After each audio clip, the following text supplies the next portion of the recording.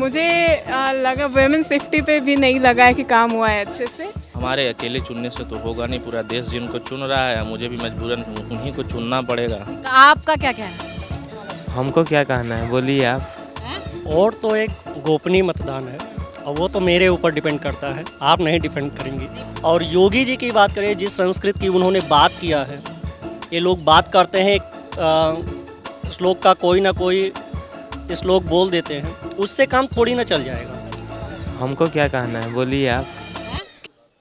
देखिए, यूं तो बनारस की चाट जो है उसका चर्चा पूरे देश में होता है, लेकिन यहाँ 80 घाट पर हम मौजूद हैं।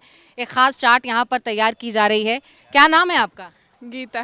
गीता। कहाँ से है? बनारस से ही? गाजीपुर से हूँ, यहाँ पे स्टडी कर रही हूँ। अच्छा, और स्टडी के साथ साथ ये काम। तो देखिए, आत्मनिर्भर भारत की एक तस्वीर है गीता, आत्मनिर्भर युवा। तो यहाँ पर रोजगार के लिए ये सब काम। हाँ, गवर्नमेंट जॉब की प्रिपरेशन कर रहे हैं। गवर्नमेंट जॉब तो अभी मिल नहीं रहा है, तो सोचे साइड में यही करते हैं। अच्छा, तो बनारस के हाल कैसे हैं? ठीक है, सही जा रहा है। बनारस कैसा है? वोटिंग होने वाली है 1 तारीख को। आपको क्या लगता है कि किसको प्रधानमंत्री के स्वरूप में एक बार फिर से हमारे सामने होना चाहिए? वैसे रिजल्ट तो सबको दिख ही रहा है, बाकी एक्चुअल रिजल्ट आ जाएगा तो पता चल ही जाएगा। अच्छा, वहाँ देखकर जरा बताइए कि आपकी जी। पसंद कौन है? हाँ, हमें तो मोदी जी ही पसंद है, क्योंकि अच्छा काम किया है उन्होंने। बस रोजगार के लिए कुछ नहीं किए हैं, वही बोलेंगे। गवर्नमेंट जॉब का कमी है बहुत। तो देखिए, ये एक युवा की आवाज़ है। महिलाओं के लिए लगता है कि बनारस में कुछ हुआ है, या जहाँ से आप हैं वहाँ कुछ काम हो रहा है? मुझे उतना तो नहीं लगा है, मैं क्या ही बोलूँ। मुझे लगा वुमेन सेफ्टी पे भी नहीं लगा है कि काम हुआ है अच्छे से। अच्छा, तीसरी बार अब वो हैट्रिक बनाने की बात करते हैं, तो अगर हैट्रिक बना लेंगे तो क्या लगता है कि क्या होना चाहिए?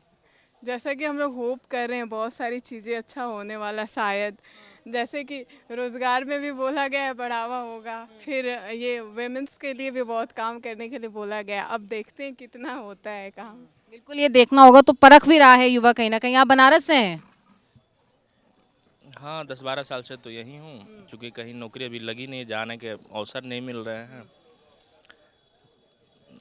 अभी इनका तीसरा काल का और तीसरे काल से मैं अभी तक छात्र हूँ। अच्छा, हम्म। क्या लगता है कि अब किसको चुनेंगे? हमारे अकेले चुनने से तो होगा नहीं, पूरा देश जिनको चुन रहा है मुझे भी मजबूरन उन्हीं को चुनना पड़ेगा। ये मजबूरी है? अजय राय साहब का क्या है उधर? अजय राय जी चुनाव लड़ रहे हैं, लगातार तीसरी बार भी मैदान में खड़े हैं, और मैं उन्हें यह उनकी हिम्मत को दाद देता हूं कि 2 बार हारने के बाद भी परिणाम आगे जो भी हो, फिर भी अगला डटा हुआ है, तो उसकी हिम्मत को सलाम है उसके। तो हार से सीख ली है कुछ, लगता है? अब वो तो आप उनसे पूछेंगे तो वही बताएंगे। अब उनकी मन की बात मैं कैसे बताऊं? मोदी तो हूं नहीं कि देश की मन की बात कह दूं। काफी खफा लग रहा है आप। कोई खफा नहीं है, हम लोग बहुत अच्छा काम किया है। मोदी जी आए, यहाँ झाड़ू लगने लगी, यहाँ कूड़े के अंबार पड़े रहते थे, फ्लाईओवर मिला, विश्वनाथ कॉरिडोर मिला। पर छोटी से हम छात्र हैं, युवा हैं, तो बस छात्रों की भी बात हो, युवाओं की भी बात हो, रोज़गार की भी बात हो। ये अब मान लीजिए आप पढ़ी हैं जर्नलिज़्म, आपके माता पिता ने पैसे खर्च किए होंगे, आपको कहीं नहीं कोई रोज़गार मिला, आपसे कह दिया जाए पकौड़ा तलो, तो काहे को इतना पैसा खर्चा किया था माता पिता ने? तो यदि आपके ऊपर इन्वेस्टमेंट किया गया है तो आपके घर की लोगों को उम्मीद रहती है कि आप अच्छी तरीके से उन्हें रिटर्न दें।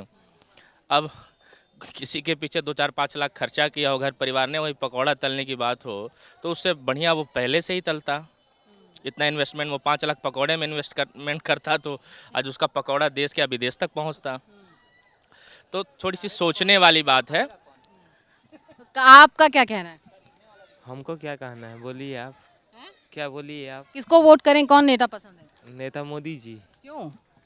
अच्छा है वो, इसीलिए। अच्छा, क्या अच्छा है? क्या अच्छा है देश के लिए, बस अच्छा है देश के लिए, अच्छा किए हैं, भविष्य में अच्छा करेंगे। और हाँ, अच्छा, ऐसा विश्वास है। आपका क्या राय है? यही राय है, और क्या।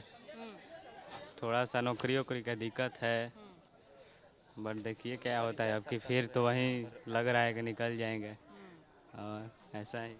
आप किसको वोट करेंगे सर? और तो ये तो बताने लायक होता नहीं और ये पूछा भी नहीं जाता। और तो एक गोपनीय मतदान है अब वो तो मेरे ऊपर डिपेंड करता है, आप नहीं डिपेंड करेंगी। नहीं, मैं तो पूछ रही हूँ सर, पसंद क्या है? पसंद ना पसंद वो हमको पता है ना। अच्छा, भरोसा? भरोसा, युवाओं का भरोसा सिर्फ रोजगार पे होता है, और भरोसा उठ चुका है, अच्छा।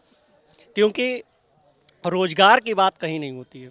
जहाँ तक देखा जाए रोजगार कहीं नहीं है, महंगाई तो चरम पर है ही, और आप देख ही रही हैं कि पर्यावरण भी अपने चरम पे है।